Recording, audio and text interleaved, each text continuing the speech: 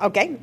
So welcome. My name is Eileen Brett. I'm the chair of the Shade Tree Committee, and here are my friends to help us all out. So we'll call the meeting to order. We'll start with the Pledge of Allegiance, and then we'll work our way through the agenda.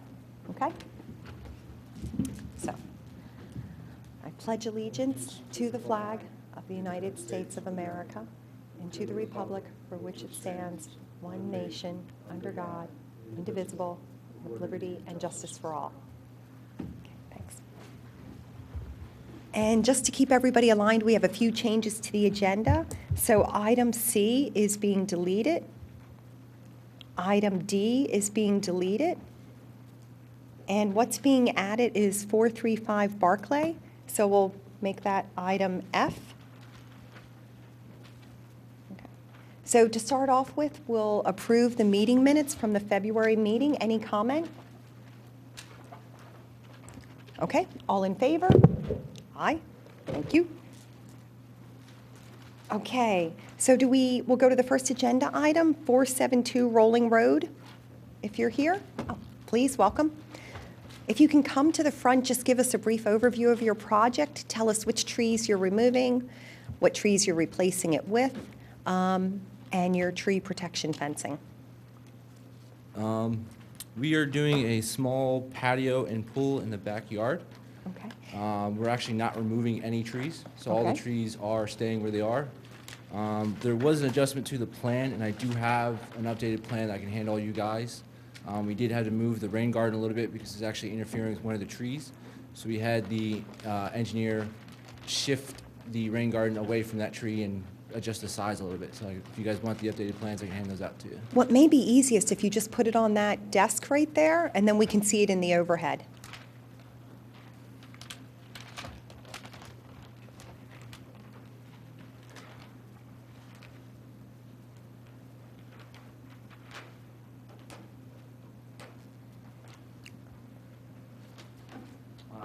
So in year one, the rain garden should be a little bit closer to the edge of the property line, right about there.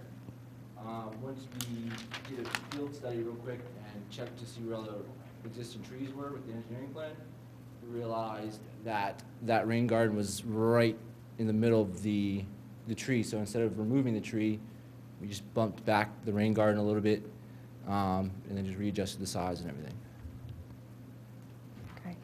Can you show us your egress pattern for putting in the pool and the patio? That would be another place where we just look at trees and make sure that they're protected. You mean the limited disturbance? Yes. We're coming in, construction access. The construction access is going to remain the same. So Okay. It's going to be, this would be your driveway, Mm-hmm. following up along the driveway, and in along here, there's no trees currently there. Okay.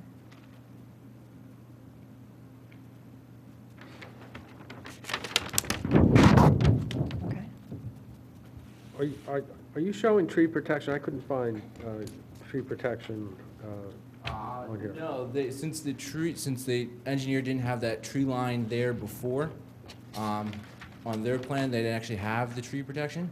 But once we did the field study yesterday, we had them redo the plans, and they forgot to put the tree protection on there. But we do know that we do have to put the tree protection there, and we do have a detail of it. So we do know we have to put that in along that corner of the back property. I was at the site today, and I noticed that where you have the topsoil stockpile, if you move to the right of that, there are 3 trees, existing trees there that are not shown on these schematics. So those would have to show some protection. Okay. And on the Rolling Road property, on that side by your driveway, there are about 5 or 6 trees. You showed 2, so you're missing 4 trees by the driveway to the trees that you've shown on your map. So and one looks like it could be a very bad tree by the driveway. It looks like it has a lot of rot in it and a hole in the middle. And then there's a couple others that look like they could be okay or not, but they're not on this. They're not on this plan. Okay. So you need to show all the trees on the plan, and I don't know if the ones near the driveway would need protection. The ones furthest away from what's going on probably don't need protection because you're not going to go near them. But the trees that are not shown on the plan that exist have compaction already. Okay. Trucks have been driving near them, so that's something you need to attend to that. So we can't approve this plan unless all the trees are shown that are in the property. Matt, thanks so much for going out there. Because I had a question too. It didn't seem like the right number of trees were showing there. The trees have to be identified by caliper. Okay. And species. They have to be shown at their actual location. And then we need to see the tree protection on the plan. We can't just say, oh, well, you're going to do that later. We need to see the tree protection to make sure the tree protection is protecting the trees based on the limit of disturbance, grade changes, stockpiling, the machinery coming in and out, all those different things. So we need to see the tree protection to make sure it's adequately positioned, the right kind of tree protection. We also have rules on the kind of tree protection you have to use. It has to be 6-foot chain link fence. 6-foot chain link Yep, fence. I did see that in detail. Yeah, so I don't want to speak for the commission, but for me, that we can't go forward with this until you get a new set of plans to us, showing all the trees and the tree protection. Okay.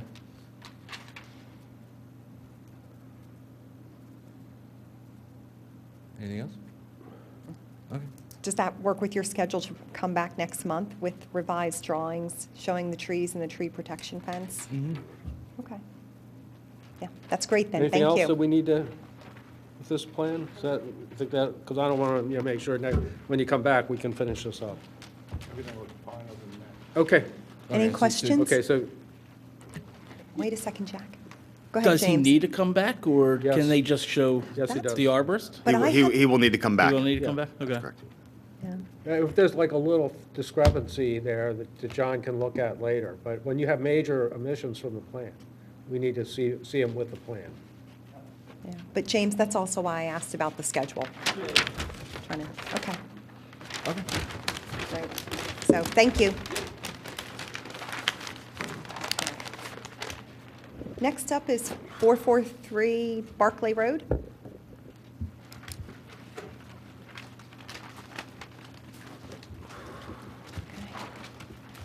Good evening. Good evening.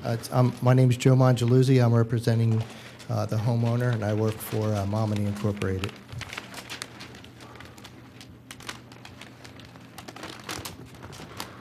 So this is the parcel at 443 Barclay Road. This is the existing plan right now. Shows a single-family house with a driveway, tennis court, and some artificial turf. This was a putting green. What we're proposing is to take everything out, the tennis court, the house, and we're going to construct new house, detached garage, pool, spa, and like I said, the tennis court will be removed. We're going to put, we're proposing to put a storm system in the front of the house, and there's an existing storm system in the back that we're going to leave on site. There's one tree in the front that is impacted, and it's only impacted in the sense that we have grading in the behind it. So we show our tree protection. The existing driveway remains the same. And that's it. We're not cutting any trees down. And the tree impacted, are you speaking about the 24-inch tree? Yes, correct. Okay. It's actually a maple. It shows 24-inch deciduous, but it's actually a maple. Okay.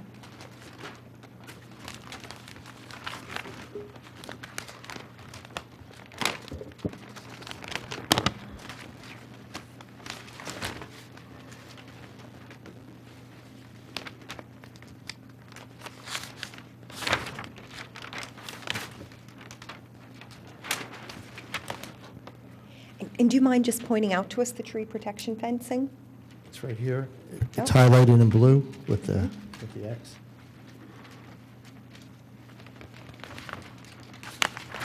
It's on sheet 3.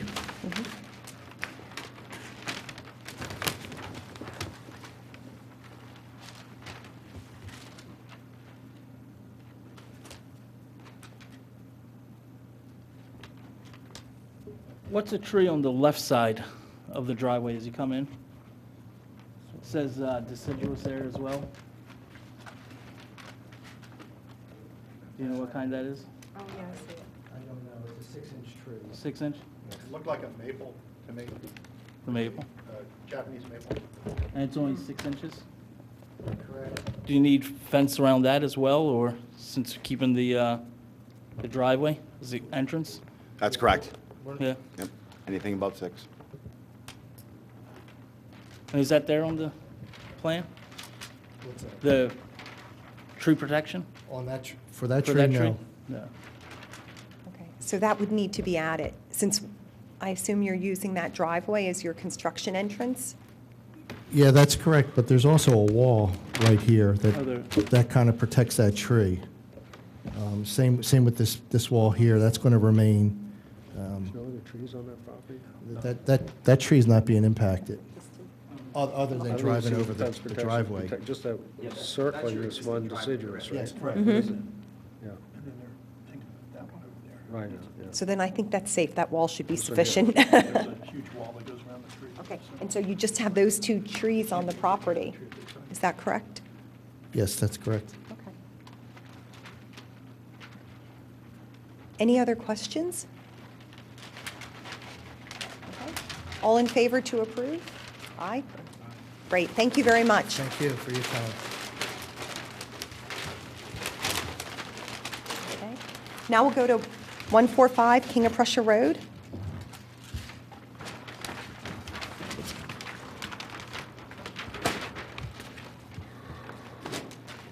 Chair, can we switch up Penn and have them come in after the other applicants? Sure. So they're going to be a little bit longer. Yep, that's fine. So you want to do 435 Barclay? Yes. Yeah, good idea.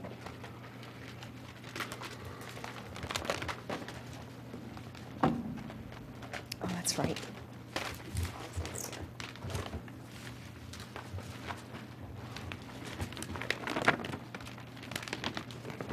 Good evening. My name is Chris Yawn. I am the engineer for this project. The homeowner's here, Mike Malone. This is 435 Barclay, just down the street from the one you just saw. It's very similar. It's a tear down of the existing house and driveway and the construction of a new house. We do have the trees shown on the plan. The ones to be removed are shown with an X. We also have some that have, like this right here has kind of a diamond with an X through it. Those are the ones that we did have Matt Ward and arborist go out, and he identified some as hazard trees, which I guess you'll review later on the agenda tonight. And so we identified which ones he marked as hazardous. And then, so we do have the tree replacement calculations down here. We have the ones to be removed. We do need some replacement trees, and so those are shown on the plan with this other symbol. We do have, we just show the approximate location. For now, we put on that they'd be, October Glory Red Maples, but we have a note to kind of coordinate between the homeowner and arborist as we go along, the exact location and type. This is the grading plan, sheet 2. And then on sheet 3 is the full list of replacement trees in case they decide to use a different one. They'll know which ones are permitted in Radnor Township. And then on sheet 4 is the erosion and sediment control plan. And that shows the tree protection fencing around the trees to remain. There's a large oak tree in the rear, and this is the tree protection fencing around that. There's a small maple in the rear with just a circle of tree protection fencing. In the front, there's a large 38-inch oak with tree protection fencing around that. And then just some other tree protection fencing along the side property lines where there's some other trees on the neighbor's property. Okay, so maybe we work backwards since there's so many sheets. Let's look at the tree protection fencing since we're on that sheet now, the last. I think that's sheet 4. So any questions on the tree protection fencing for those trees remaining?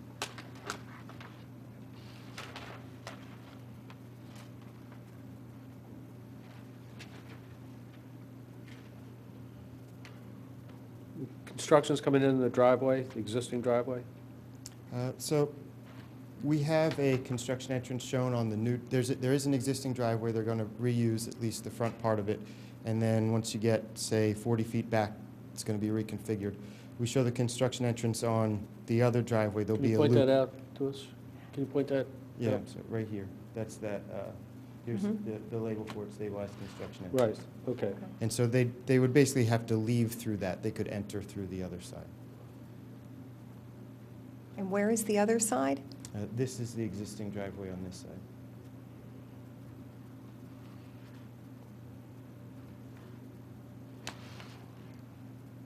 So just to be clear, you're going to be using both to come and go? The Well, they new and the can't- old? Right, they have to exit, if the tires are dirty, they need to exit through the construction entrance so they don't get dirt and debris on the township streets. But if it's just a contractor that drives his truck up, parks here on the driveway, he could leave out the existing driveway. So you're removing, I don't want to skip ahead too much, but I'm just not clear on one thing. You're removing, this says you're removing 22 trees? We're just looking at this for the first time, right? Yes. So we're a little behind on this because we usually get the plans in advance. But you're removing 22 trees? There were, It says on sheet 1, trees being removed, 17, 6 to 18, 3, 19 to 29, 2, 30 or greater. that's correct. Total 22. Correct, 22 total. And I'm not seeing all those trees, I'm not seeing all those trees on the plan here. Jack, they did file a hazard tree permit through John B. Warden Company Right. and have been approved to remove hazard trees after my inspection. So they're part of that 22 trees. Yeah, but that doesn't mean we shouldn't see them on here. They are shown on the plan. They're a little light on this plan because we wanted the proposed improvements to stand out. Right. But they are shown there. If you look on this property line, the eastern property line. Yeah, I see. There's yeah. a handful of trees there, and the labels are light on the right. If you start from the bottom here where my finger is, 10-inch hemlock, 12-inch hemlock. Yeah, sure. And if you flip to the first sheet, they're darker on the first sheet where we show the existing Okay, conditions. yeah. All right, I can see them better now, thanks. Yeah, and I think it's more so there's 6 What? healthy trees to be removed. That's correct. Yeah, and I can see those on sheet 2, Okay, where they're called out, trees Yeah. to be removed, and yeah. rather large trees. Yeah, it's just because we're just seeing this for the first time, it's kind of hard to pick out some of the details.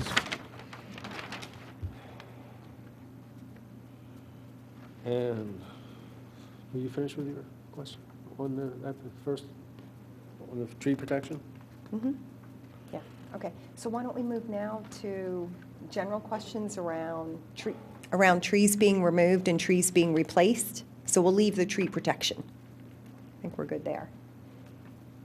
So, and you can see on sheet 2, that's where they have the schedule in the lower left-hand corner of trees being removed and trees to be replaced. So-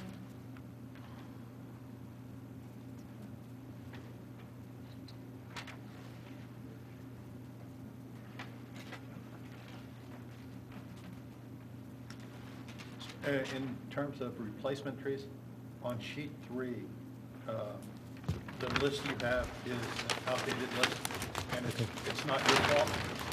We have an updated recommended tree list, Okay. and I don't know, John, whether that's available to anybody yet. It is not. But so some of the trees on this list would not be recommended anymore. Okay. That doesn't mean you couldn't plant them, but we do have and we can actually probably, can we do something? Like, Absolutely. Well, he said he was going to work with his arborist to designate species content, so It's awards?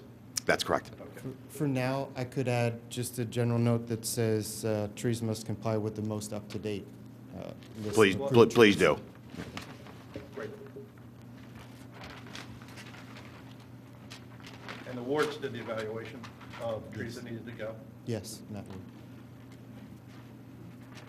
And John, you were on the site? You were on the site? I was in earlier So phases. you concur with the Absolutely. ward's? Correct.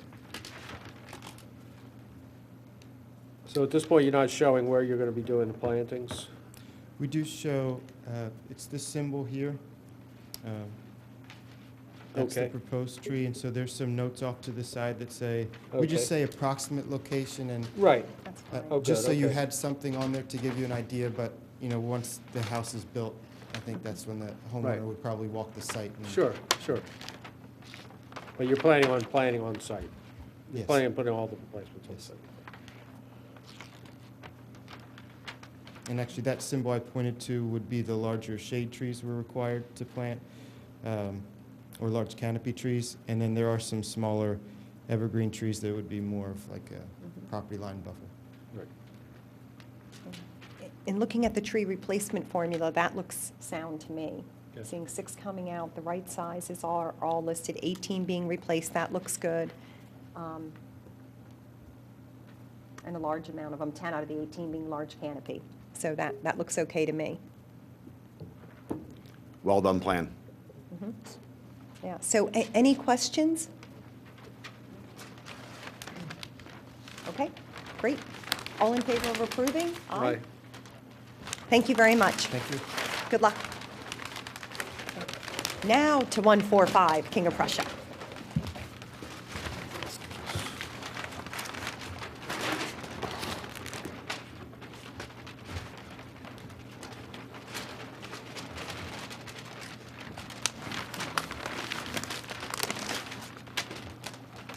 Oh, this is the large one. I'm guessing. Good evening. I'm Jonathan Alderson, a landscape architect, and I'm here representing Penn Medicine. You've in fact seen this plan before. We were in here to present it. I think the reason we're here this time is because now the plan is going through land development, and so they want you to review it again. The only thing that we've changed really, I mean, there's been a little bit of grading work that I can go over internal to the plan, but the only thing we really changed is added another 3 trees, actually off the property, against Lloyd Goodman's property to the would be the north, and I can show that. So this plan itself has not changed since the last meeting, and this plan shows the existing trees and all the trees to be removed. I don't know if you probably can see it on your plans better than on the screen. What sheet are you on? This is sheet L100. With the back. Toward the back? Okay. It shows tree protection, the tree protection detail, which is from your township ordinance. And there's some large, beautiful trees on the property. For the main, we're keeping them all. They're all around the edges of the existing facility, which is getting demolished as we speak, probably. And then internally, there's one plant that we're taking down, an oak tree. In fact, this list is from way back when. Some trees have actually blown down since this was compiled. A lot of the ash have already come down. I think Jim Ward took some down at the township's request. Right.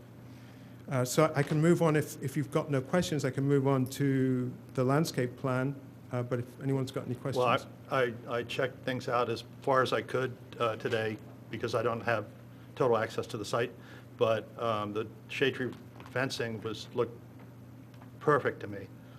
The only weird thing was there's some trees that you mean to take down that haven't been taken down yet, and I thought it was a little out of sync to do all the construction, but that's your business, not mine. It's not my business, it's the contractors, and it was something to do with the demolition that they wanted to get underway prior to construction. So there's a little phasing differences that are going Right, on. so it threw me for a loop because I was like, there's Yeah. no protection on these trees, and then I figured it Yeah. out that these trees were Yeah. to be removed anyway. Yeah. But Yeah. and my only nitpick was you have Hawthorne Grove, those are cornelian cherries, Okay.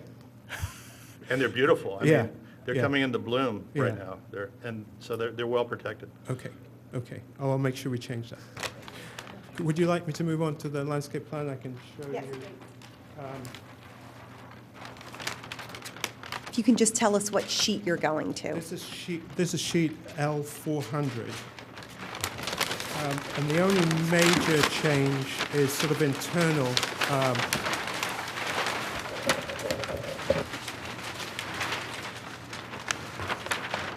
There's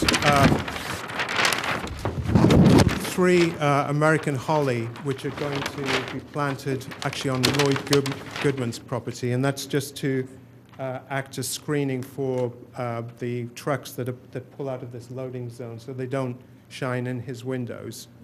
And the other major change is just in terms of the design of the interior courtyard, which before had a more angular scheme, and we're wanting to put in more rain gardens in there, so it's just part of the design. The quantity of plants is as is. And then we've moved some of the shrub plantings along the edge of this walkway, which ties to a future trail, which is yet to be built. So those are the only changes that are made from the plans that you saw last time. But I'm happy to answer any questions. We've got the plant schedule down here. If anyone's got any comments, I haven't seen your new list, but we're at an early stage that we can tweak this. Your selections are very good, Okay. in my opinion. Okay. Thank you.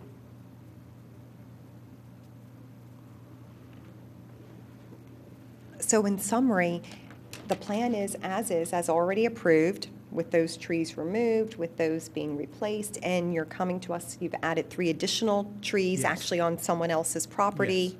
Yeah, and there's some grading changes in the internal courtyards, but apart from that, everything is as is along the perimeter and close to the existing trees that we're protecting.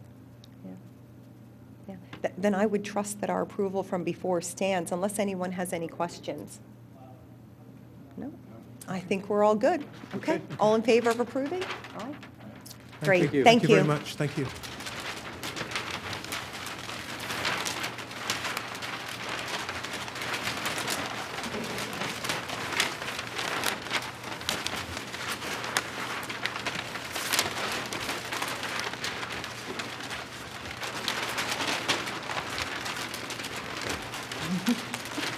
I'll give everybody a moment to settle with their drawings. We should get a juggling certificate for handling today's plans.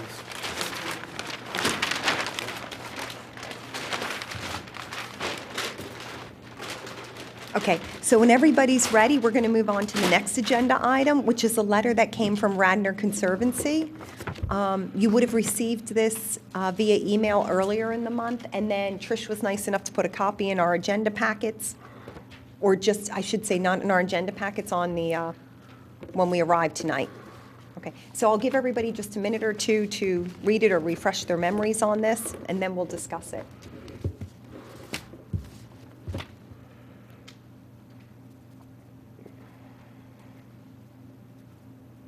I mean, we may have all read it, but we may have all read it already.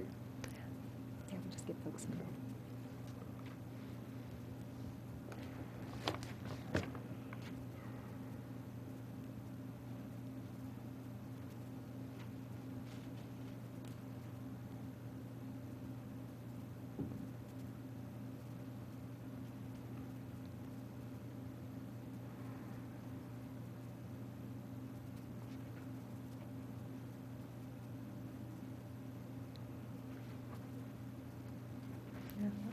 Okay, I'll just kick it off, and I welcome everybody's input. My takeaway to this letter is that really the Conservancy, who are good partners to us, are basically asking for 3 things. One is a task force, one is right-of-way definitions, and the third is education and learning. And what I like is they point out in the letter, hey, we get that we're all volunteers and we can't really take this on. So it sounds to me, the way I interpret it, that the big ask is of the township. Hire someone to lead and man this task force. Same thing for the right-of-way definitions, to publish that and make that public because each street is different. The last one, the education and learning, though, that one I do think we've already talked about ourselves. Because in each one of these monthly meetings, we typically practice enforcement, help residents with their questions. But we did talk in a previous meeting about, hey, how can we raise the awareness that, one, the ordinance exists, what the purpose of the ordinance is, we have a recommended tree list, how can we help residents protect the trees they love, and when they plant new trees, pick out ones that will thrive. So when I read this, I think that last one we could take on. But I'll open it up for discussion. What do folks think?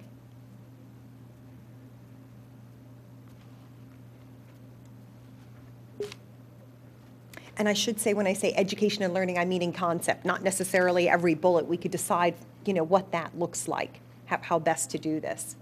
But I think the concept is good. I agree, and I think we're sort of on our way to making better identification of our problems and our issues with trees. We're going to start the census and the survey as soon as we can, as soon as I get trained on an app that the township purchased for us, for the Shade Tree Commission, so that we can, for the first time, do a census of our street trees, and which I think gives us a basis from which to, do other things that the Conservancy is mentioning. So, in a way, I think we're starting our own little task force on the commission, in order to know what trees we have in the township, and to know what condition they're in and what varieties they are. So, the census will identify where we have bad ash trees and where it's probably a long time coming for Radnor to have this tool. But it couldn't have happened without, the board or the township manager okaying us getting this app in which to do this.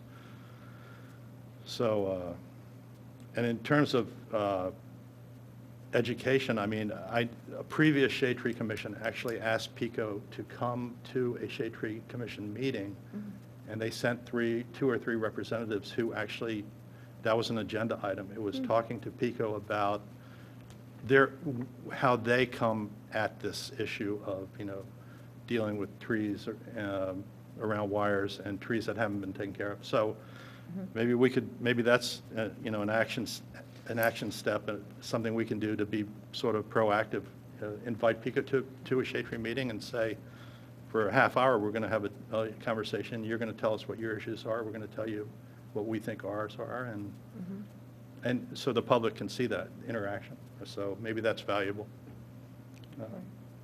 And I think, John, you mentioned tonight that there's, on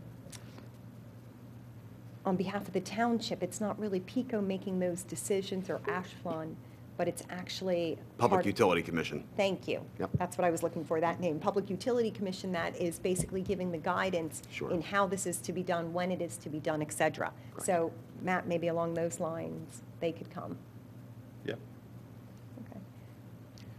Maybe we just go down the line and see if there are any comments. Ginny? I wasn't at the DOC meeting. What was sort of the context of that meeting that generated or caused the generation of this letter? What was the main issue going on there? Was this in response to Rich Booker's letter that he had addressed? I'm not really that familiar with all those particulars, pros and cons of that. Is that what was the result of why this letter was written? That's a good question. At a high level, I can say yes. And the storms that we've had, and a reaction to possibly removing trees proactively to prevent wires from coming down. But Matt or someone who was there, if you'd like to comment. Well, I wasn't at the meeting. I watched the meeting. John was at the meeting. But the bottom line of this meeting was the township manager said Radnor is 25 years behind in taking care of its street trees. The township manager said that at that meeting. And so I was sitting there going, well, the township manager, so I don't think it was as much a situation where people were agreeing or disagreeing with what Rich Booker suggested, as much as it was what's the reality of what is the reality of dealing with this type of situation? What can Radnor do, given that the PUC, PICO and Asplund really control the game when it comes to trees around wires. And so I think people had said things about taking action about this issue of trees around wires, but they didn't realize like what some of the rules of the game are. And I think that included almost everybody. And so I was just heartened when I heard the manager say, we need to get on the stick here, and we need to spend some money, and we need to start taking care of these trees. And that's why I think our census and survey will really help, that situation, so. And then are we being asked to answer these questions as to who, Are we then being asked to answer these questions as to who to communicate with? Are we being tasked with that, or who's to answer those? The letter's addressed to the Township Board of Commissioners, the Shade Tree Commission, Zinkowski, Norsini, and John. Right. So basically, it's open-ended to any of them. So collectively, Yeah, we all and- come up with and an answer I for I these. would think, this is sort of like a mix and match, like a Chinese menu to me when I read it. And I don't get any clear feeling of what we should be doing differently or do at all from this letter. Because she's talking about a number of divergent from one issue to another. Some of the information, like who's our point person, well, I guess they meant, I don't know, that's the Conservancy. So that would be, Bob and Steve would have to answer that. As far as who in the township staff is in charge of the Shade Tree Commission, sometimes we ask that question ourselves. There is supposedly one commissioner that is our point person. It's been mentioned a couple times who that is. Trish, do you know who that is?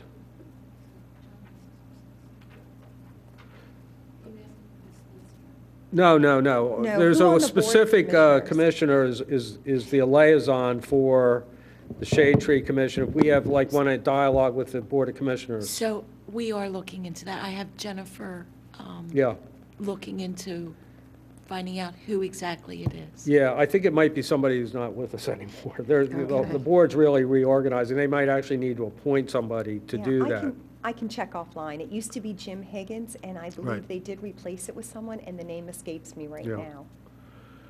But I think overall, to your question, Ginny, I looked at it as, yes, this letter is addressed to us, so yes, we can help answer these.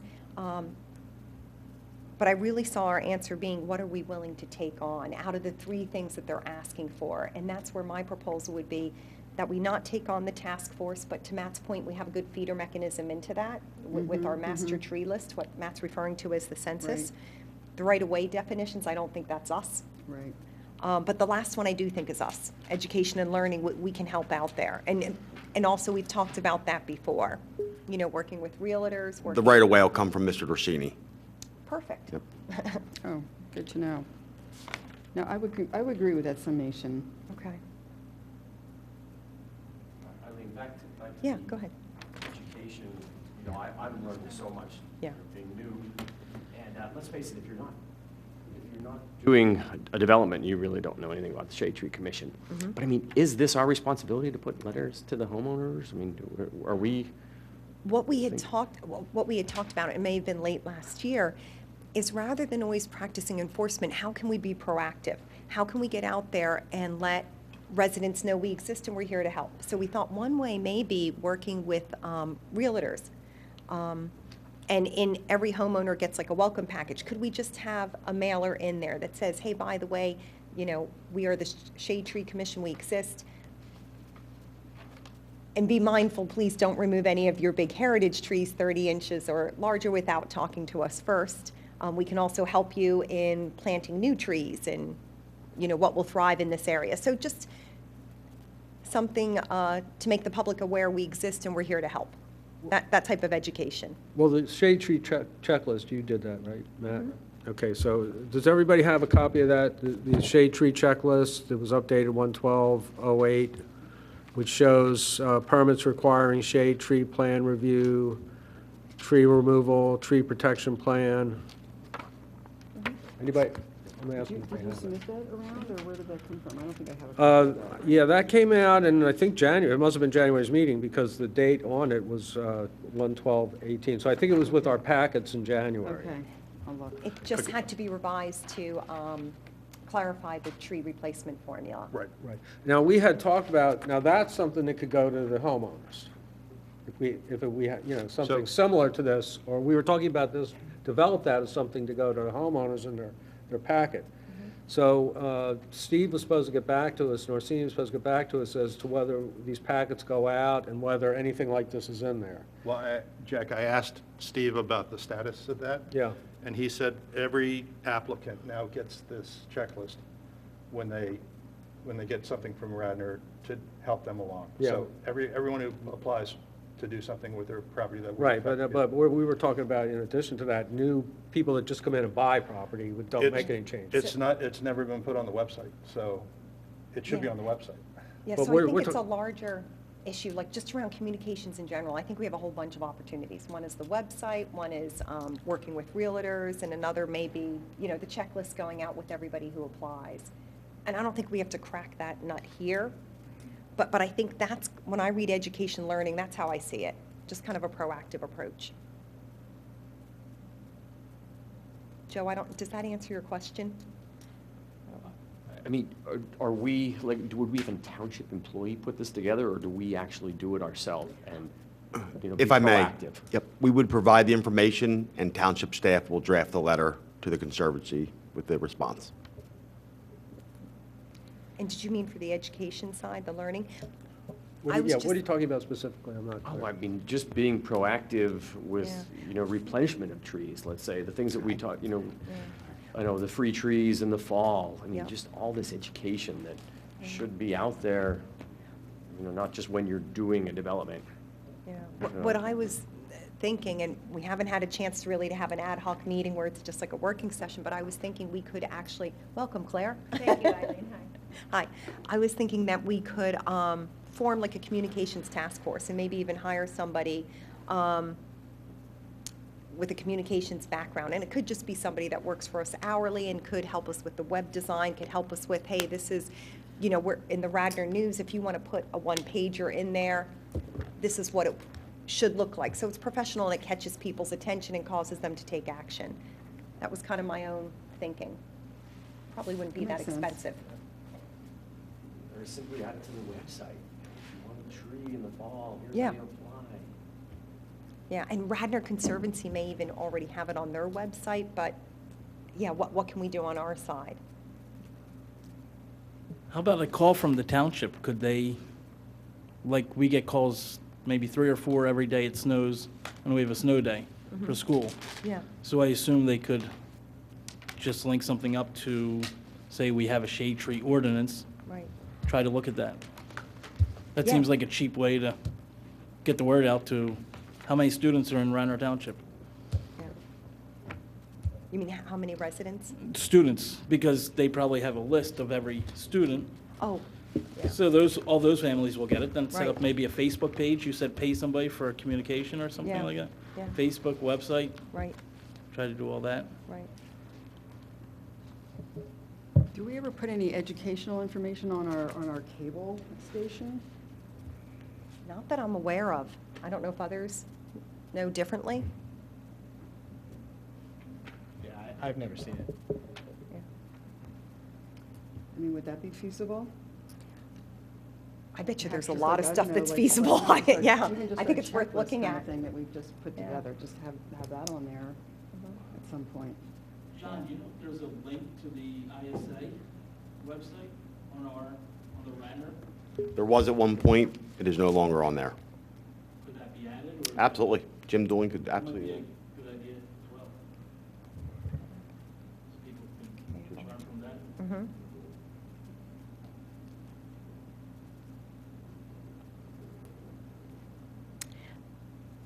And If I ask, if you could make a list of things you'd like to see on our website, we can get it over to the right person and have that okay, updated for sure. okay, that's great. Okay. So maybe we continue through the line, finish kind of the questions, and then decide, okay, what are we going to do? Okay, so Jack, I think you were speaking. Did you have anything else you wanted to add? No, not right now. Okay. Jeff? Yeah, no, I don't have any other questions. Okay. Joe? James? No, I think this letter, I think a lot of people were mad with the storms that we had. Mm-hmm. And it's probably gonna, we have to Yeah. help protect the ordinance, but Mhm. I don't think anybody at the last Board of Commissioner meeting, I think they actually tabled Mhm. the discussion with Yeah. the commissioner, because he probably got a million calls Yeah. both ways, so everybody was upset. Mhm. Yeah, I think that's well said. Claire, we're looking at the letter from the Conservancy, and just kind of, we think the ask is that, or we think where we can help out is on the education learning, the third thing they ask for versus the first and the second. But we acknowledge the master tree plan will certainly help with the first. So any questions or comments? Okay. So my proposal would be, it sounds like we have a lot of energy around the education learning. Are there two folks that would like to spearhead this? Or maybe even one person that would like to lead this? You can either volunteer now, or you can think about it and send me an email over the week. That's fine too. I mean, I would volunteer, but I don't feel like I know enough yet to really spearhead something. I know what you mean, Ginny. I could help out with that, Okay. I think, yeah. Okay, so that's great. So maybe James and Ginny, Okay. and I have connections to a communications person that the Conservancy has used before. That seems quite reasonable, and if there's money in the budget, perhaps we could afford working with this person who can help us.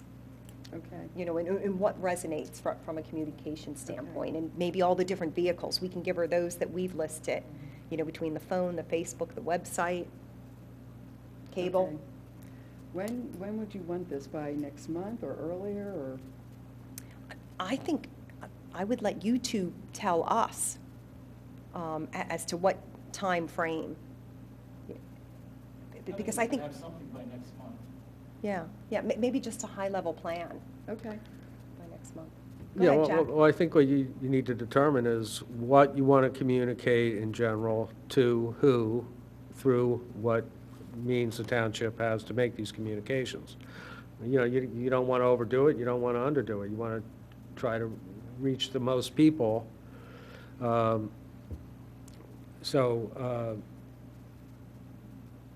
I think you need to look at, does this, the welcoming, I like the idea of the new homeowners who seem to be excluded.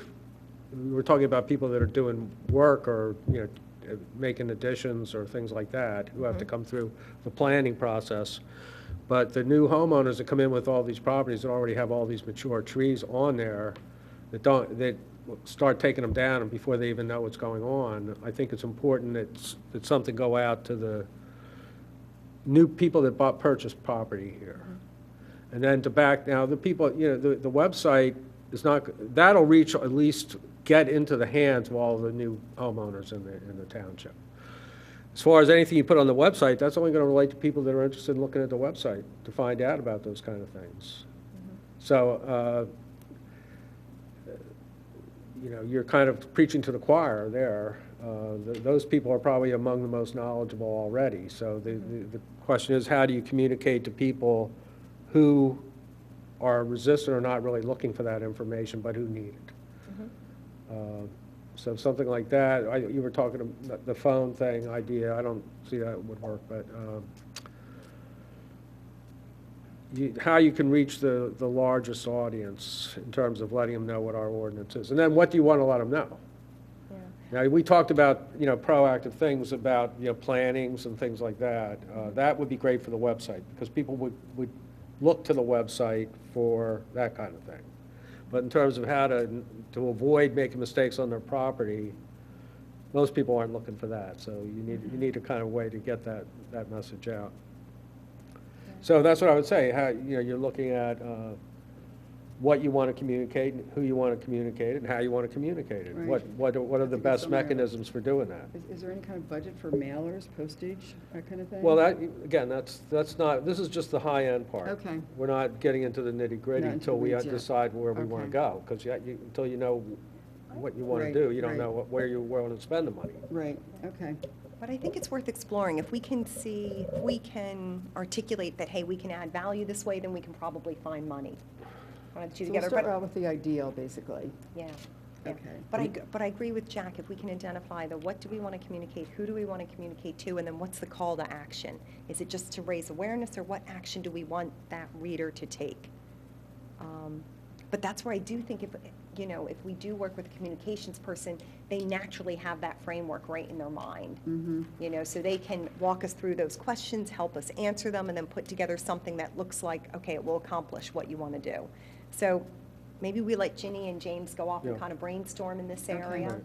I'll put them in touch with the Well, communications unfortunately, person. the only problem is that they don't have much experience, any of them don't have much experience with the commission. Yeah, I've seen that, yeah. But Ginny, you figure, has the residential experience, and James certainly has the experience as a landscaper. Yeah, right, So but Yeah, that's a great idea. well, one thing I want to mention on this is, I think it's important our contract, I just wanted to bring this issue up anyway. I was looking at these contractor lists from the past. If everybody knows what I'm talking about, we get that, Trish is nice enough to put that every month with us.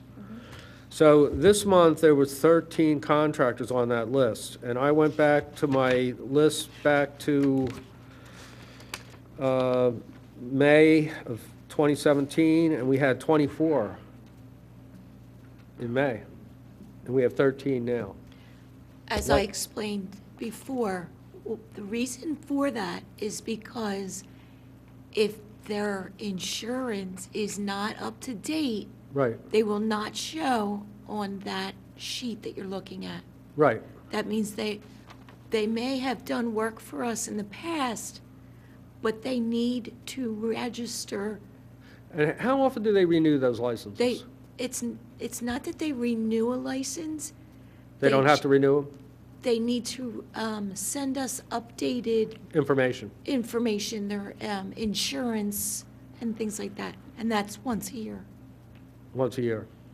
Okay, so I think for us, we talked about before, we need to make sure the contractors are on this list that are working in the township, and that the ones that we're doing something about the ones that aren't working in the township. So when we're talking about the maintenance of the township's trees and our canopy, it's there's a direct correlation to protecting our trees, to having our contractors licensed and having them familiar with our ordinance. So in terms of informational things, it's vital that contractors are aware of our ordinance and abiding by our ordinance. And it's vital that people that are not licensed are not coming in and hacking down our trees, and that we're working to identify those contractors, get them fined. Any fines we get on those contractors go into our fund. So I don't want us to forget about this, so we might want to look at who of the 24 lapsed, 11 of them lapsed, and I've been collecting from advertisements, I've been pulling advertisements out of the mailings and out of literature and stuff like that, of people that advertise, tree contractors that advertise in Radnor Township that are not on this list. And I'll do the work on that. Okay, great. For us to really make this work to protect our trees. This is a huge tool to protect our trees, because a lot of trees we lose are rogue contractors that come in, work with property owners that don't know what's going on, tell them, we could take down these 10 trees, we could take down this heritage, no problem. Just hand over the bucks. And we have some very good ones. But those are the ones usually are on the list, fortunately. But if we want to protect our trees, this contractor list is a tremendous mechanism for doing that. And I think we need to make sure these contractors are educated. Yeah. So Jack, we'll let you take the lead. Okay. In dealing with the contractors. So for Ginny and James, at least right now, the contractors doesn't have to be part of your who. We'll let Jack take the lead there. Okay. Okay, great. Eileen? Yeah, go Can I ahead. add something to the communication piece? Yeah, sure. That Ginny and James will take on. I think it's really important that we have some communication between this board and the Board of Commissioners, especially in light of what just happened with, Commissioner Booker's concerns, which were real, but I don't think he had any idea what happens here in this board. So I think it's important that we represent ourselves to the Board of Commissioners, because we are an advisory board to them as well. Right. I think that would be really helpful. So as long as we're educating, Right. I think it would be in the township's best interest to keep that line of communication directly to the Board of Commissioners as well. Were you here when we were just talking about, we don't even know who our point person is on the Board of Commissioners right now? So that's the first step we have to do, is to establish who our, and hopefully that Well, commissioner Granted, that it's a lot of work. is interested. For being a Board of Commissioner, and it's a new board Yeah, relatively. relative- lot of it, yeah. But it is, I think, if we take responsibility for it to get it, that's originally why I ended up here on Shade Tree, because of Parks and Rec. I felt that communication was important. Wasn't happening, yeah. So, especially for the township, and I think the Board of Commissioners would appreciate some lead on our part. Right. To keep them informed. Yeah. Yeah, Claire, I them think help- I think that's a great idea. And I may have mentioned this before you got there. I do think the person who replaced Jim Higgins did reach out to me, and I just don't recall that person's name off the top of my head. Okay. But I can certainly make a connection with that person, and we can come up with a plan to liaison with them more closely. Well, it might be an interim. It might be like Yeah, Matt that could be. Marshall or somebody that, okay. Okay. Anything else on this topic before we move on to other topics? Go ahead. If we go back to the education piece here. Yeah. I like the idea if we just come up, maybe by the next meeting, what we want to communicate to, I mean, as simple as that. Not Yep. how we're going to do it, but what, I'd be happy to help with that. It'll be a learning experience for me. And, I mean, does that, everybody agree with that? Like, taking a step, just what do we want to let the Maybe public the know? what and the who. About what we do. Like who the audience is and the what. Well, I mean, the things that we talked about tonight, how Yeah. anything to improve our canopy, to what we do, how to get a free tree in the fall. Just like Yeah. what do we want to let the public know about Okay. that we do? So, Joe, I can add you with James and Ginny, so the three of you. I'll still put you in touch with the communications person. Great. If you conquer the what and who by next month, fantastic. If you get further, even better yet. But you guys will set the schedule, and then, to Jack's point, you're concerned about experience, you have all of us here. And certainly I know folks like the Conservancy, John, Steve will all help us out, who have even more years of experience. Okay, sounds good. Okay, great, thank you. Okay, let's see, old business. Proposed Radnor bamboo ordinance. Jack, I think you were spearheading that, and that was being clarified from the last Yeah, time, that maybe was in the with, January was sent meeting. to legal. And is there any feedback on that, Trish? I don't have any information. Did Steve didn't say anything to you about it? No. So that, our proposed change to that proposed bamboo ordinance was sent to our lawyer, what's his name? John Rice.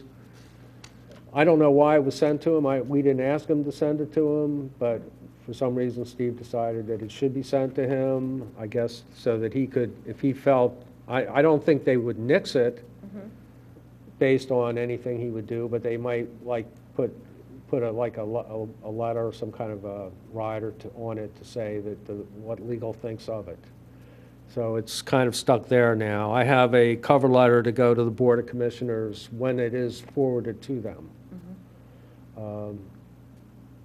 And basically, just for everybody, and Trish, can you get us copies of that proposed ordinance? So we all know, because we talk about this, but a lot of the new people have never seen anything on this at all. And probably a lot of the people that were here before we just got it one time in hard copy.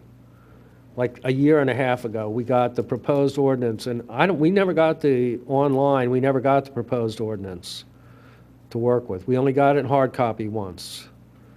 So now we've done the revision to the proposed ordinance on hard copy, but we have nothing in our own records on it. But I think in a nutshell, for In our those of own you that are documents. new, just kind of going by memory, I think the concept was, we know bamboo is invasive, so therefore, if you have bamboo, we expect it to be contained so it doesn't encroach on your neighbor's property, but we prohibited the planting of new bamboo. Right. I think that's it in a Yeah, nutshell. the original proposal said, had all these arcane rules of being able to continue to plant bamboo under these unbelievable, complex processes. And it would have been impossible for our ordinance people to ever follow up on that. They can't even follow up on our regular shade tree stuff. So the decision was to use we took the model of the Haverford bamboo ordinance, which prohibited all new bamboo planting. And that's in a nutshell what it was, the change we made to it. And now it's stuck with legal for some reason. So can you ask Steve what's going on with that? Trish? Thanks. And let us know, okay? Okay. Everybody ready for the next item? Yeah. Okay. Proposed tree species for shade tree ordinance. Matt had the lead there. So it's sort of in the same place that the bamboo ordinance is. It went from Steve to, I'm pretty sure, John Rice. It needs to go before the board to be approved by the board. And the last time I talked to Steve about 2 weeks ago, he didn't know where it was in the process. He thinks it's in the pipeline, but it would be nice to get that done. I can imagine John doesn't even know why he's got this stuff, or what he's supposed to be looking at it for. Why would he be looking at the tree? You know what, list? I'll double back. What's that got to do with him? I'll double back with Steve. Yeah. And on both issues. Yeah, okay. That'd be great. Thanks, Matt. Okay. Last item under old business was an ad hoc meeting to align on 2018 goals. That was my proposal. I wasn't here last month. But let me just tell you what I was thinking. You guys can weigh in and tell me if you think it would be productive. So I thought these meetings are great for meeting with residents and the enforcement and helping residents, but they're a little bit tough to actually have a working session around, okay, what do we actually want to accomplish this year? And I was also thinking maybe we could do more dividing and conquering, kind of like what we did tonight around communications. Maybe there's other things that we can accomplish if we just divide and conquer. So that's why I was proposing an ad hoc meeting. Maybe 1 hour, we could have it here. Maybe in the conference room, Trish, that you offered us, tonight, and I could come up with an agenda, and whoever can make it, and we can figure out, hey, what do we want to accomplish this year? So I don't know what you folks think. That sound okay? Yeah, I think it's great. Okay. I'd be for it. I actually thought we already did that, but so, no, I would. Okay, good. Yeah, see, Joe, you're not behind. So, any other thoughts? Well, yeah, the problems that occur with this, and, I don't want to be a stick in the mud, and I keep saying this over and over again, but, and I ran into this when I was new in the commission, and was also, frustrated that it was hard for us to organize during the meetings themselves. And this is where John Rice probably will come in very handy, okay? Because with the sunshine laws are very delicate. Now, as far as, us violating sunshine laws, I don't know who's we might attract problems with, okay? But we are subject to the sunshine laws. The sunshine laws prohibit us meeting as a quorum outside of this meeting. Unless it's advertised, and we could advertise it and we could film it. Yeah, I wasn't I'm finished. not opposed. Yeah, well, that's it. For us to meet outside of this forum, we basically have to almost duplicate this meeting. We have to advertise it, we have to have an agenda, we have to have. Open to the public. We have to have a record of it, because otherwise, if we meet and we start talking about things like we did tonight, and people will say, what were you talking about? What? But I think we could do that. We could do that, but, I don't know where do you think we're out of alignment with our goals? I mean, I think we do have good alignment on our goals right now. And we have more than enough work to do with them. I think, right now, especially putting out this communication thing. I think there's more we could do if we divide and conquer. Like, for instance, we have 8 people here tonight. All 8 of us are looking at the drawings.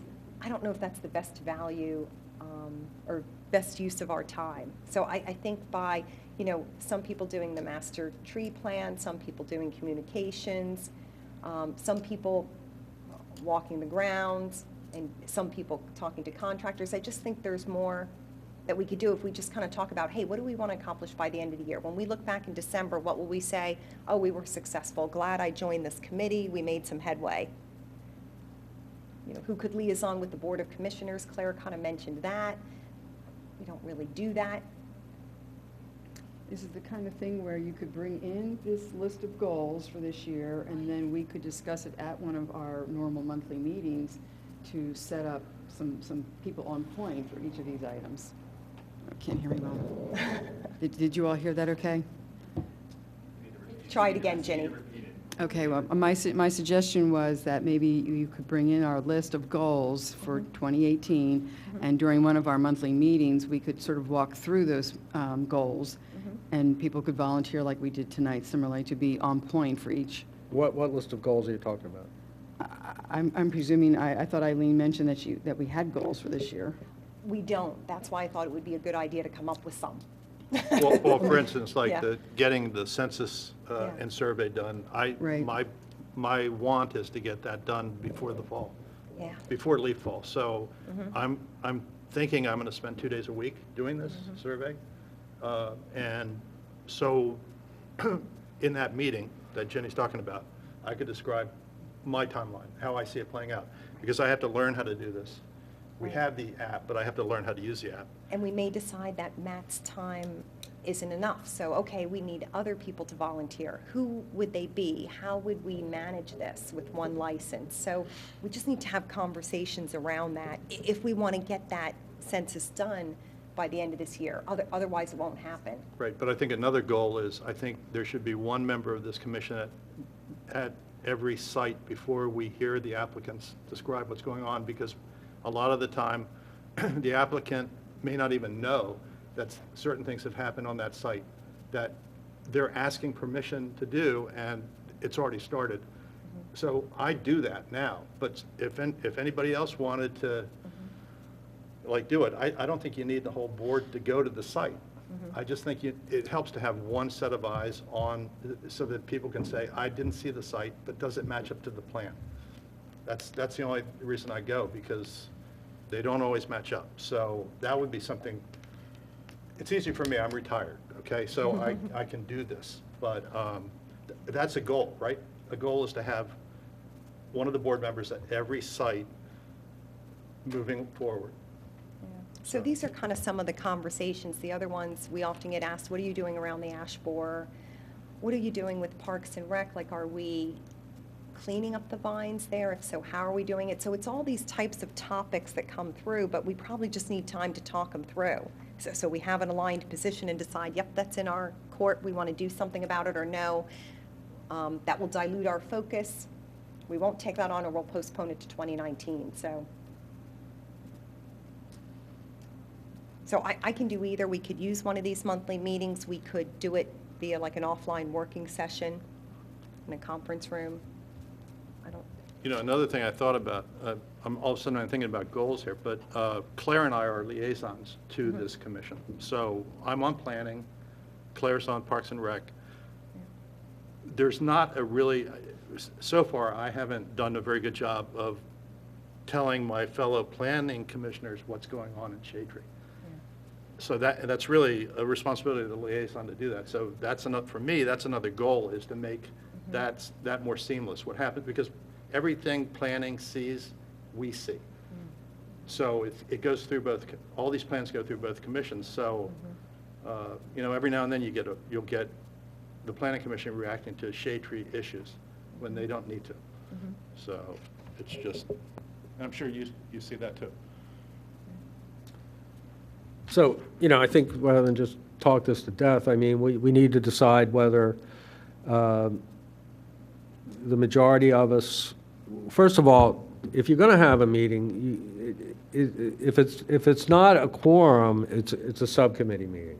Okay, a lot of these things we're talking about, we've started to learn how to do as a subcommittee. Like, there's nothing that says you can't have a subcommittee decide, do some work on our list of goals for the commission, as opposed to having a completely separate shade tree meeting on this. This is really uncharted territory, as simple as your idea sounds, and as logical as the end that you're looking for is. The means to the end are not that simple, and things can get pretty complicated on it. So if we decide, the way I see it, we would have to make a motion to have one of these meetings. We would have to pass it by a majority. Then we would have to, for that meeting to be official, then you would have to have a quorum at the meeting, or it wouldn't even count. You couldn't even have the meeting. And you would need to then you would need to agree on in general what the agenda, to me, this is the way I'm saying it, to make this work, to make it legal, you would have to agree on somewhat about what the agenda would be for the meeting. Then you would have to have a mechanism for getting all that information back in the official meeting that's televised, and where you are and where you're going from there with it. So you could do it all. You could actually also appoint another subcommittee to do that. And subcommittee, the rules of the subcommittee is it would have to be less than a quorum, so it'd have to be 3 or. We're a little bigger now. How many do we have? 8? Okay, so our quorum is still 4 at 8. So a subcommittee, I believe, would have to be less than a quorum. So you could make a subcommittee, say, I don't see where our goals are out of alignment. I don't understand the whole purpose of it. Okay, Claire? Eileen, I think that I appreciate what Jack's trying to say is that since I've been on this board, and the township does a really good job keeping us in line with the sunshine laws and how to go about meetings. So I think that I'm on board. I don't think it needs a vote that we move forward in putting together some of these meetings where we can do some work and have the township approve those as meetings. As going forward, just like we did tonight. So you had that, we had right. that. So, and then we can perhaps get some work done, rather than trying to decide if we should vote on having a meeting to have a meeting. Well, I just think, rather than have somebody come up and say, well, who approved that, us having another meeting? Well, that's why I think we ought to. Look to the township. We ought to, we should approve whether we want to have another meeting or not. I mean, if we do, there's no problem with the vote. Everybody just raises their hand, right? But it shows when we ask the township for another meeting, that's what we want. We're behind that as a commission. If we're not behind that as a commission, it's not why ask for it. What if we make this simple? I have a proposal. See what you guys think. What if almost the way we did tonight, where we just had an informal meet and greet so that we could get to know each other, what if next time we have a meeting, the meeting is 5:30 to 6:30? I could prepare an agenda. The topic would be goals. If anybody from the public wanted to attend, they could, but we could hold it in the engineering conference room. Go ahead, Trish. So, you know how small that conference room is, inviting, Yeah, we couldn't even fit in today. inviting the public into that space, I don't think is a good idea. Okay. We could see if this room is available at that time. Sometimes, there may be a meeting prior to ours, so we would have to look into that.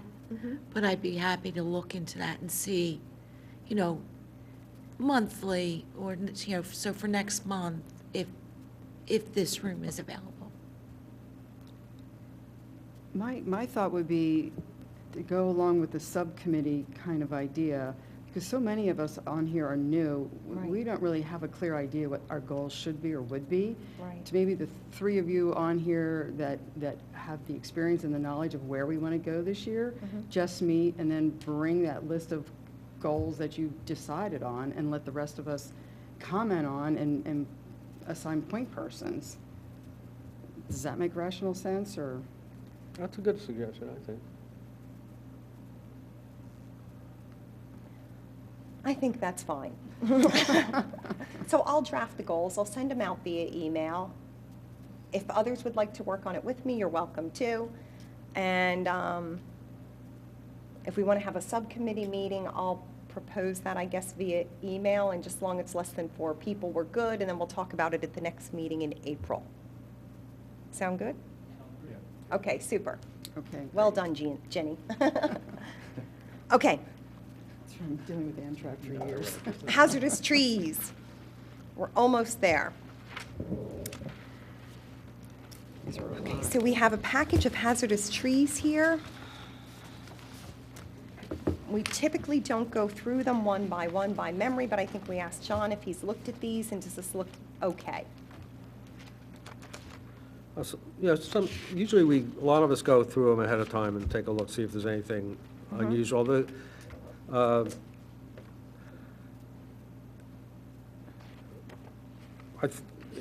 To me, I don't like where we are as a commission on this whole hazardous tree thing. I think it's become a rubber stamp. We've talked about this among ourselves. I mean, there is no official definition of hazardous trees for us to go by. I think we all agree to that, right? There's no real official definition of hazardous trees for us to even determine whether these reports are, relate to a definition of hazardous trees. Right, John? I disagree, Jack. There is a terminology for hazardous trees. Yeah, but it's vague, kind of. I don't think there is it's a hazardous tree, I think, is defined, and that's what we can bring with the learning area, so everybody would know what a hazardous tree is considered. There's a definition, I believe, with ISA. That is correct. Right on there. So there is a term, and Right. But we whether get, you like I said, consider we get something hazardous hazard or not, We that get becomes hazardous legal. tree reports that we deal with where roots are abutting into a garage, okay? So I guess the roots are a hazard to the garage. We get hazardous tree reports, too many nuts are falling off the tree and are a tripping hazard on the ground. There's a branch hitting the roof of a person's house. John got one that there was a tree that was, let's say, 30 feet tall, was 80 feet away from the property, in good shape. The person was worried about the tree falling and hitting the children. So I'm saying in terms of us looking at this report, we don't have a clear definition as a commission, maybe I should state that more clearly, as to determine whether or not, that tree really needs to be taken down. And we also, the other thing that we've been going through with this commission, and for people that aren't familiar with it, there used to be if you look at the ordinance, it doesn't say that we don't ask for replacements for hazardous trees or for trees that, hazardous tree removal, especially if the tree is a fairly healthy tree. Even if it's a fairly healthy tree, even if the person's taken it out because of a few fallen branches or something like that, we don't ask for replacements. But the ordinance really doesn't say that. But unfortunately, the solicitors ruled that the ordinance isn't clear enough as to when. So basically, we don't get any replacement trees at all, almost none. John sometimes asks, or I don't know if you always ask, but you do. Always. Yeah. But we don't always get feedback from it. But he asked the people if they'll voluntarily replace a hazardous tree. So like somebody could take a tree down that really isn't in danger of falling. Like I said, it might be just some roots abutting into the garage where you could actually cut the roots off or whatever. So we cut that tree, we approved that tree being taken down. We get no replacement trees. So we're a total net 100%, almost 100% loss in terms of getting no replacements for any of these trees. We have no rationale for not, they all get approved, basically. Just a rubber stamp. That's all. I'm not satisfied with how it's all handled. let me just say that this is what happened this month, and John called me. I'm not talking about it anecdotally here, I'm not. No. This is a person who wants to take 34 White Pines down. Right, yeah. No, listen, Jack. Yeah. John called me and said, would you mind looking at the property? Because I was over there, Right. and I think these white pines, they're monoculture. They have been poorly trimmed, treated. Right. And they were ready to, they're going. They're planted 34 trees all together on one lot, looming over this house. Right. So I went over there, and Arbor Road has so much damage around power lines from these white pines that I agreed with John, and so the township arborist asked a member of the Shade Tree Commission to go look at the property. So how is that haphazard? How is that ill-formed? How is that anecdotal? I went over and That's looked at it. anecdotal because it's one example. That's what anecdotal means. It's one on the example. agenda for tonight, though. It is, it is the top item. So, Yeah. Like, Jack- I'm just saying, I'm not saying they're all bad decisions. hey, guys, I'm what if just we do saying this? some are. What if we do this? Yeah. So, Jack, I think you raise a good point. Why don't we put it on the 2018 goals? Let's come up with a definition for hazardous, or use the definition that's already set for hazardous and figure out how are we going to implement it or educate the public on it. And request replacement trees when, but really, basically, healthy trees are taken down for very little reason. Right, so we'll put that on the goals, Yeah. we'll figure this out. But to move ahead with this agenda, I would say let's go to the first item, which happens to be the one that Matt's talking about, which is true. It's, I don't know the number of white pine trees, but it is a number of white pine trees. 34 white pine trees, 2 are heritage. And they're requesting to take them down because they pose a hazard to their house. If they fall, they will land on the house. So, Matt, I think you were saying that you walked the property and John saw them as well, and you agree with the proposal to remove them. And I went a step further. I asked John Ward Sr., who founded Ward Tree Company, what he thought of this situation, and he said, I remember when those white pines were planted, and I wondered why they did this. They populated these lots with so many trees that the trees can't survive the way they're planted. And so now they're at the end of their life. No, And they're looming I have no over problem the with this one. neighborhood. This So it's removal. like, it was a no-brainer Yeah. as far as I was concerned. Okay, I so, never said anything different. yeah, so let's go with that. For the agenda, is everybody okay with the first one? The removal of the white pine trees proposed? Yes. Yes. Okay, all in favor? Aye. Okay, we're good with that one. Let's see. So we have 799 Godfrey Road, 13 white pines.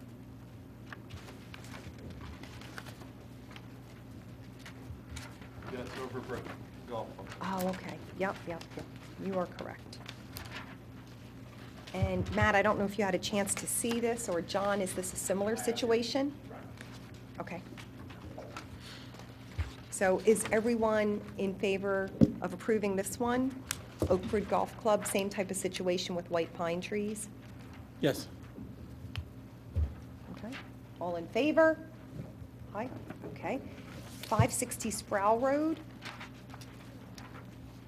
Notre Dame. This may be a little bit more than normal, just given the storms that we had recently. This is Notre Dame Academy. This looks like it's removal of a large heritage tree, 52-inch beech. Let's see. Oh, yeah. Severely damaged in the storm. John, did you have a chance to see this one? Take a look at the one picture. Yeah, I see that. Clearly notes the damage to the trunk, to the trees and trees line. I see. Oh, yes. Okay. All in favor of this one? Aye, okay. 313 Creek Road, various trees. Some are heritage. Looks like one of them is.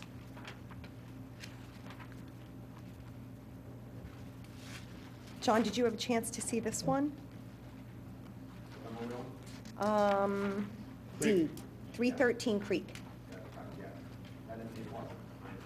Oh, okay. Yeah, that's the one that was in remove? The apartments behind us have been ailing for a while.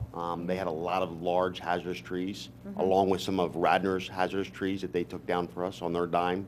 Oh, And they are going to replace 2 for 1 there. Fantastic. Correct. Okay, everybody good? Yep. Okay, very good. And 435 Barclay, is that who we saw earlier tonight? Yeah. Okay, so I think we're good there. Okay, so that's it for hazardous trees. Now we're going to agenda number 9, tree removal by Radnor Township. John, do we have any concerns here if the township took down these trees? I assume it's because of the storm? That was correct. These are all storm-related. Okay. We just get that to monitor, so we can sort of compare the trees the township takes down with the trees we plant in terms Okay. of having, sort of keeping replenish. track of our canopy. Okay. And my point is on this thing, when I was the chair, we would just do a quick vote and approve the whole thing. If we voted not to approve these, it wouldn't mean anything. They're already approved to be taken down. The hazardous ones as well as Yeah, the township yeah. ones? Yeah, we're just rubber Okay. stamping that. So I think it's good we look at it to make sure that the process that there's diligence in the process. I think there have been situations in the past where we should have, even if we're just going through the motions, not approved it. Okay, because it was so, the reasons for taking the tree down were so spurious. Let's face it, with some of the arborists out here, a person can get an arborist to take down any tree, to find a reason for it, and if we can see through it. But I think the basic issue is, in some of these cases where we're taking down a basically healthy tree, we need to get it into our ordinance where we can ask for replacements. Okay, they're in the whole idea of this being put in the ordinance was for us to include them in the replacement formula. Otherwise, there would have been no reason to put it in the ordinance. So that's where For the we new lost it. for the new members, you should be aware that a hazard also is defined by fruit, acorns, infrastructure damage, such as roots intruding into a basement, into a sewer pipe. That constitutes a hazard as well. Yeah, Yep. and if they're taking down a heritage Where is tree that because of definition? acorns, I think we ought to be able to get replacements. I mean, I do see a definition in our ordinance. It doesn't make reference to acorns and. No, but that is considered a hazard. It's not in our ordinance, but it is considered a hazard. Surprising. You guys, I agree with Jack that it is sad if we walk away getting nothing in return, but a promise. And John, could you automatically ask them if you want to sign them up for the fall tree replacement? Then it wouldn't be so voluntary? The terminology needs to be in our ordinance, asking for replacement trees. And it's been discussed before. My But only Joe, I point- think to your point, as part of our education, if these trees came down, we could tell folks, like the people that are taking down all the pine trees. I'm sure they bought the lot and they probably liked all the shade and isn't this nice, it's a wooded lot. Obviously, it ended up being a hazard, but we could tell them, hey, there is a spring planting and a fall planting available. If you want, you could get some free trees this way. So not forcing them, but letting them know it's available. Right, and just for education, how hard is it to get it added to the ordinance where it would have teeth that would make them? Well, we make don't, something? you have to try it. You have to go through the process. Which is? Rewriting the ordinance and giving it to the board, and sending it to the Board of Commissioners. I don't think that's necessarily, I don't think necessarily that's all that hard. That wouldn't, prevent me at least. But yeah, we could talk about that. Is that one of our 2018 goals, or even how do we view hazardous trees and replacements? I think that's We've had- as far as regrowing our canopy, that would be probably the number one thing to do. Then we're not just rubber stamping and getting nothing in return. We've had tons of discussions about redoing the ordinance in the 6 years I've been here. The ordinance was basically came in about the time I started on the commission about 6 years ago. So it's a relatively new ordinance, and it's a magnet for criticism. Any new ordinances, we could spend a lot of time doing a new ordinance, and it would be a magnet for criticism immediately as soon as we passed it. But there's a lot of things I would like to change in the ordinance too. But the point is, I've resisted doing that because our enforcement is so lax here that whatever's in the ordinance is only as relevant as our enforcement. Sort of like, on the political level, you have rules about in our country. If they're not being enforced, it doesn't matter what the rules are. So I've always had the priority of let's getting enforcement strong, and then once we get enforcement strong, then look at what we want enforced. And the ordinance right now doesn't give us a lot of teeth, and I know that's something you might be interested in. But that's one area I would really like to change the ordinance. Another area I'd like to change the ordinance is people cut down heritage trees, and we can't, they violated the ordinance. You see a stump there that's 38 inches long. But guess what? We can't call that a heritage tree because it wasn't measured 6 feet above the ground, or 4 feet, 4.5 feet, is it, something like that. So you need the ordinance to say that a stump that's like, say, 40 inches was a heritage tree before it was cut down. Because a lot of these we find there's just stumps. And we can't do enforcement on it because we can't prove it was a heritage tree when it was cut down. Claire? I'd like to add that most likely that there are many residents in the township who may not even know the ins and outs of the ordinance who do replant their trees, and that we relatively have a, I don't like to think of our board as an enforcement board as the first and foremost. Sure, that's part of our job, but I think in education is going to be the answer to get people to understand what their options are and what we can do to grow the canopy.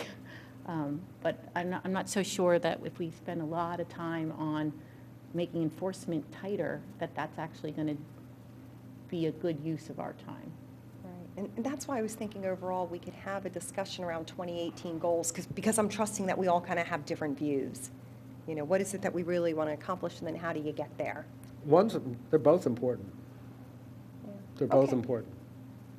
Okay, so why don't we adjourn tonight's meeting? Is there anything else before we close? James? Yeah, I just want to say about Go that, the hazardous trees, I think they all go through John, and John is like the god of trees from what I think. He has more knowledge than all of us combined. Yeah. So if he thinks it's a hazard, I don't even think it needs to come through us. That's just me personally. Yeah.